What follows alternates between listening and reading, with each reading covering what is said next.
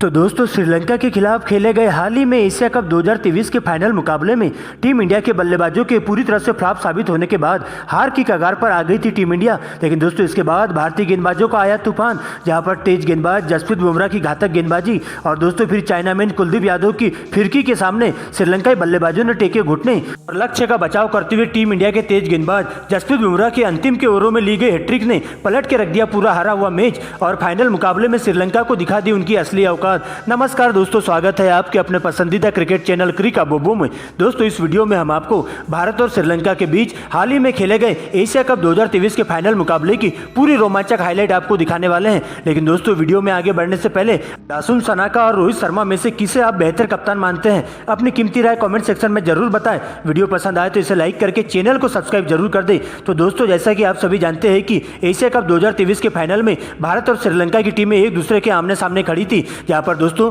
Team India की कमान अनुभव के धनी रोहित शर्मा के कंधों पर कप्तानी का दारोमदार सौंपा गया था। तो वही दोस्तों श्रीलंका के लिए दासुन सनाका कप्तानी करते हुए देखे गए थे। दोस्तों इसके बाद दोपहर 2:30 बजे से मुकाबले में टॉस किया जाता है, सिक्का उछाला जाता है और सीधा श्रीलंकाई कप्तान दासुन सनाका के पक्ष में जाकर गिरता है, जहां पर सनाका टॉस जीतकर पहले गेंदबाजी करने का फैसला करते हैं। तो वही दोस्तों टीम इंडिया को पहले बल्लेबाजी करने के लिए आमंत्रित किया जाता है। दोस्तों इस मुकाबले के लिए टीम इंडिया ने अपनी फाइनल प्लेइंग 11 में एक बड़ा बदलाव कर दिया था, जहां पर दोस्तों इंजरी के चलते अक्षर पटेल को आराम करने का मौका दिया गया था, जबकि दोस्तों श्रीलंका की फाइनल प्लेइंग 11 टीम में किसी भी प्रकार का कोई चेंजेस देखने को नहीं मिला था। दोस्तों इसके बाद मुकाबले की शुरुआत करने के लिए टीम इंडिया के दो धाकड़ ओपनर बल्लेबाज शुभमन गिल और कप्तान रोहित शर्मा मैदान पर आते हैं। तो वही दोस्तों श्रीलंका के लिए पहले ओवर की गेंदबाजी करने के लिए कसुन रंजीता आते हैं, जहां पर दोस्तों उनका सामना होता है रोहित शर्मा से और ओवर की 5वीं और 6वीं गेंद पर फाइन लेग की दिशा में रोहित शर्मा 2 करारे चौके जड़ देते हैं और इस प्रकार से दोस्तों पहले ओवर में 8 रन बटोर लेते हैं। दोस्तों इसके बाद दूसरे ओवर की गेंदबाजी करने के लिए स्पिन के जादूगर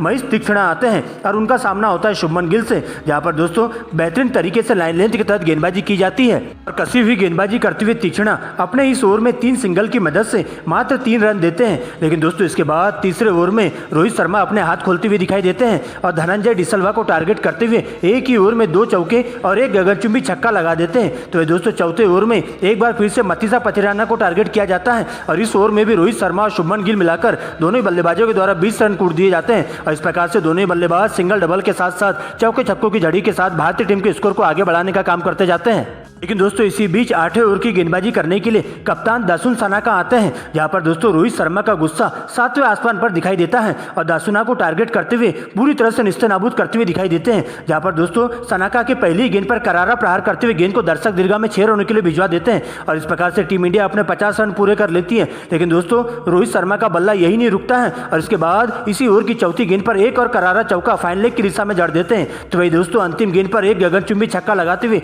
गेंद को दर्शक दीर्घा में 6 रनों के लिए भिजवा देते हैं और इस प्रकार से दोस्तों टीम इंडिया के स्कोर को 60 रनों के पार पहुंचा देते हैं। लेकिन दोस्तों इसके बाद 11वें ओवर की गेंदबाजी करने के लिए श्रीलंका के अजीबोगरीब तेज गेंदबाज पथिराना की एंट्री होती है, जहां पर दोस्तों रोहित शर्मा एक बार फिर से विकराल रूप देखने को मिलता है और पथिराना के एक ही ओवर में एक छक्का और एक चौकों की मदद से 10 रन कूट देते हैं और इस प्रकार से 11 ओवर की समाप्ति पर टीम इंडिया का स्कोर 80 रनों तक पहुंच जाता है। लेकिन दोस्तों इसके बाद 12वें ओवर की गेंदबाजी करने के लिए श्रीलंका के युवा गेंदबाज दुनित वेल्लालागे की एंट्री होती है और आते ही टीम इंडिया पर पूरी तरह से काल बनकर टूट पड़ते हैं, जहां पर दोस्तों 80 के स्कोर पर 12वें ओवर की पहली गेंद पर पहला बड़ा झटका टीम इंडिया को शुभमन गिल के रूप में दे देते हैं, जहां पर दोस्तों शुभमन गिल 25 गेंदों में 19 रन बनाकर दुनित वेल्लालागे की गेंद पर क्लीन बोल्ड हो जाते हैं, जिनके बल्ले से 2 चौके देखने को मिले थे। दोस्तों इसके बाद नए बल्लेबाज के रूप में विराट कोहली मैदान पर आते हैं और वेल्लालागे की बाकी बची गेंदों को काफी संभल कर खेलते हैं और कोई विकेट गंवाए बिना इस ओवर को पूरी तरह से जाने देते हैं। लेकिन दोस्तों इसके बाद 13वें ओवर की गेंदबाजी करने के लिए एक बार फिर से पथिराना आते हैं और पहली गेंद पर रोहित शर्मा के द्वारा करारा प्रहार करते हुए गेंद को दर्शक दीर्घा में 6 रनों के लिए भिजवा दिया जाता है और इस प्रकार से रोहित शर्मा अपना 50 पूरा कर लेते हैं। दोस्तों इसके बाद भी रोहित शर्मा का बल्ला यही नहीं रुकता है, इसके बाद तो रोहित शर्मा धुआंधार अंदाज में बल्लेबाजी करना जारी कर देते हैं और पथिराना के इसी ओवर में अंतिम की 2 गेंदों में बैक टू बैक 2 करारे चौके जड़ देते हैं, जहां पर दूसरे छोर से विराट कोहली लगातार स्ट्राइक रोटेट करते हुए रोहित शर्मा का साथ देते हुए चलते हैं और इस प्रकार से टीम इंडिया के स्कोर को आगे बढ़ाने का काम करते हैं और मिलकर दोनों ही बल्लेबाज सिंगल डबल के साथ साथ चौके छक्कों के साथ टीम इंडिया के स्कोर को आगे बढ़ाते हुए चलते हैं और अच्छी गेंदों को छोड़ते हुए खराब गेंदों पर बड़ा शॉट मारना चालू कर देते हैं। लेकिन दोस्तों इसी बीच एक बार फिर से 14वें ओवर की गेंदबाजी करने के लिए स्पिन गेंदबाज वेल्लालागे आते हैं और इस बार दोस्तों टीम इंडिया की रन मशीन विराट कोहली को 18 रनों के निजी स्कोर पर सनाका के हाथों कैच आउट करवा के पवेलियन का रास्ता दिखा दिखा देते हैं। लेकिन दोस्तों इसके बाद रोहित शर्मा अभी भी अंगद की तरह डटे हुए रहते हैं। लेकिन दोस्तों इसी बीच अब रोहित शर्मा का साथ देने के लिए नए बल्लेबाज ईशान किशन मैदान पर आते हैं और संभल कर खेलते हुए भारतीय पारी को आगे बढ़ाने का काम करते हैं। लेकिन दोस्तों इसी बीच एक बार फिर से 16 ओवर की गेंदबाजी करने के लिए वेला लगे आते हैं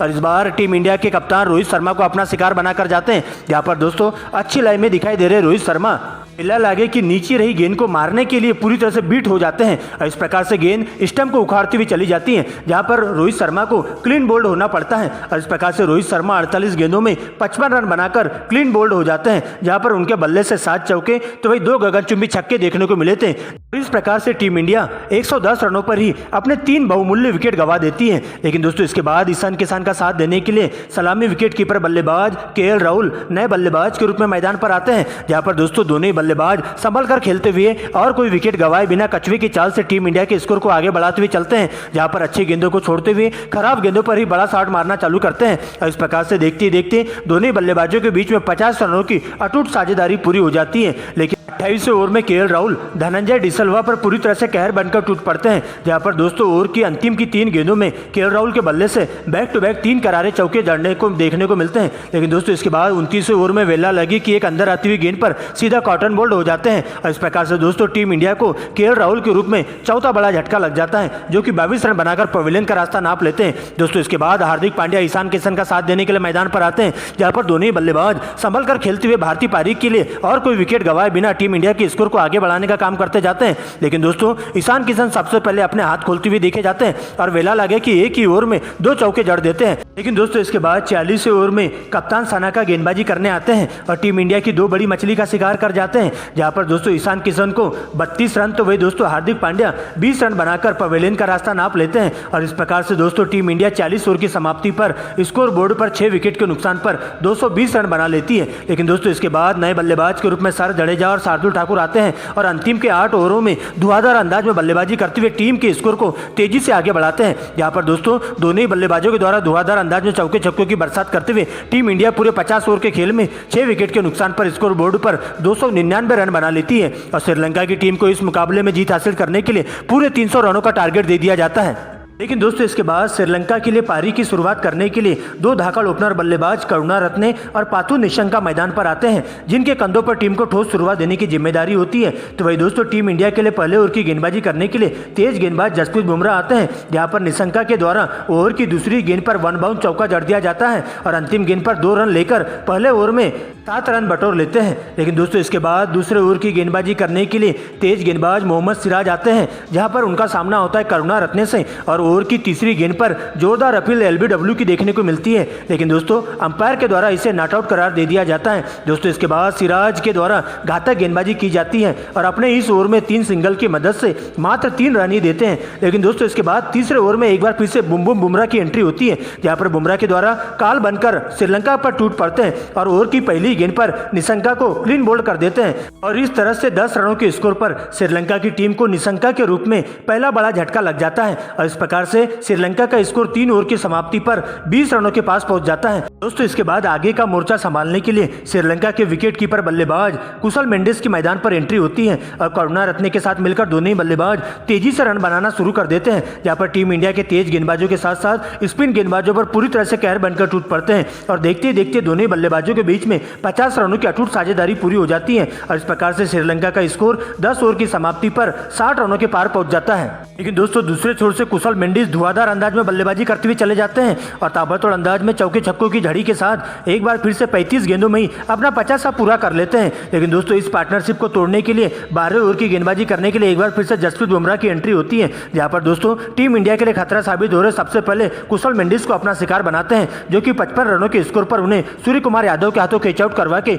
पवेलियन का रास्ता दिखा देते हैं। तो वही दोस्तों इसी ओवर की अंतिम गेंद पर करुणारत्ने को भी 38 रनों के निजी स्कोर पर शुभमन गिल के हाथों कैच आउट करवा देते हैं और इस प्रकार से दोस्तों श्रीलंका की टीम 100 रनों के अंदर ही अपने 3 बहुमूल्य विकेट गंवा देती है। दोस्तों जिसके बाद नए बल्लेबाज के रूप में सदीरा और असलंका की मैदान पर एंट्री होती है और दोनों ही बल्लेबाज मिलकर श्रीलंका की पारी को संभाल कर रखते हैं और टीम के लिए जरूरी रन जोड़ते हुए जाते हैं। लेकिन दोस्तों इसी बीच 18वें ओवर की गेंदबाजी करने के लिए चाइनामैन कुलदीप यादव की एंट्री होती है और आते ही श्रीलंका की सबसे बड़ी मछली का शिकार कर जाते हैं, जहाँ पर दोस्तों 110 रनों के स्कोर पर श्रीलंका को सदीरा के रूप में चौथा बड़ा झटका लग जाता है, जहाँ पर दोस्तों सदीरा 18 रन बनाकर पवेलियन का रास्ता नाप लेते हैं। जिसके बाद दोस्तों कप्तान सनाका की एंट्री होती है, लेकिन दोस्तों 20वें ओवर में एक बार फिर से कुलदीप यादव का कोहराम देखने को मिलता है और इस बार असलंका को अपना शिकार बनाते हैं, जहां पर दोस्तों केएल राहुल के द्वारा चीते की रफ्तार से भी तेजी से शानदार स्टंपिंग की जाती है और इस प्रकार से दोस्तों असलंका 22 रन बनाकर पवेलियन का रास्ता नाप लेते हैं। लेकिन दोस्तों इसके बाद कप्तान सनाका का साथ देने के लिए मैदान पर